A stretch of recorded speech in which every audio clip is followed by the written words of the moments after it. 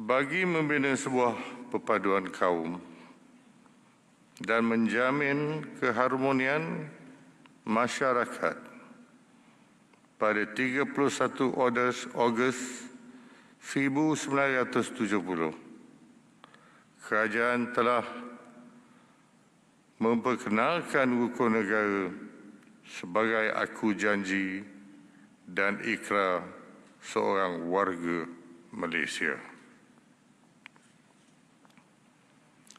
Oleh itu, saya menyuruh kepada semua pihak agar menghayati setiap prinsip rukun negara dan menjadikannya amalan dan garis panduan hidup sebagai rakyat Malaysia.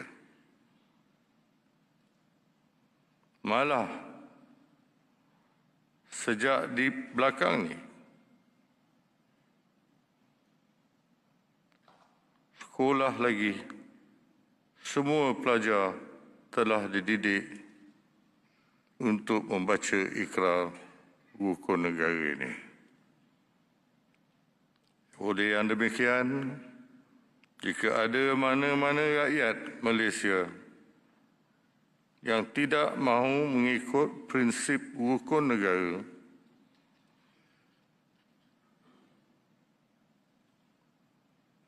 saya menasihatkan maka dia tidak layak digelar sebagai warga negara Malaysia.